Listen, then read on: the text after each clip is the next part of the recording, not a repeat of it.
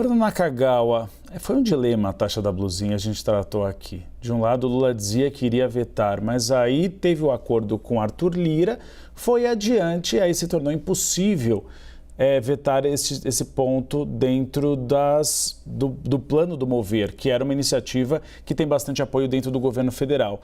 A gente vê que o Lula, nessa entrevista, decidiu ser mais político do que econômico, ou seja, foi praticamente um desabafo do presidente da República diante das pressões que ele vem sofrendo. Desabafo porque, de fato, tem enfrentado muita dificuldade, né? Seja pelo lado político de se aprovar sua agenda, o que o presidente Lula defende, ou pela incapacidade de medidas anteriores surtirem efeito positivo na economia. É só observar os indicadores de popularidade para entender que, apesar de a economia estar crescendo a um ritmo moderado, com desemprego baixo e inflação e desaceleração, as pessoas não atribuem isso ao governo.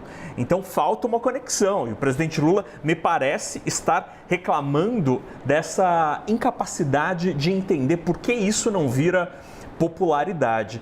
Agora, sobre esses trechos que a gente destacou, é muito interessante quando o presidente diz que os varejistas vão precisar comprovar o prejuízo.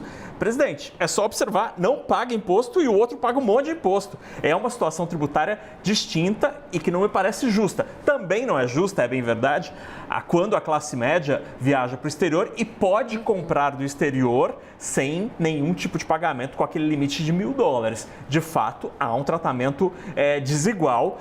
Me parece que é adequado você ter um tratamento isonômico para essa história.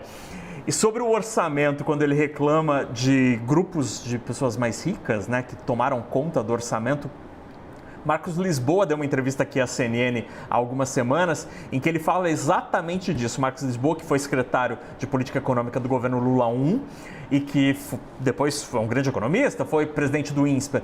Ele disse que o orçamento brasileiro está sendo capturado por grupos de interesses, como esses que o presidente mencionou. O problema é quebrar a força desses grupos de interesse. A desoneração, ou a tentativa de retirar a desoneração, mostra como é difícil tirar benefícios desses grupos. E aí, para terminar, sobre a sua apuração saborosíssima, Uribe, da indicação, da possibilidade de termos um nome de fora do governo, de fora do Banco Central, do setor privado, é interessante porque o Banco Central é uma das poucas cadeiras na área econômica que ainda gera muito brilho, desperta brilho e interesse nos possíveis indicados, especialmente com a lei da autonomia. Então, não seria difícil para o governo conseguir um nome bom de mercado para pilotar o Banco Central, porque está respaldado, essa indicação estará respaldada pela autonomia do BC.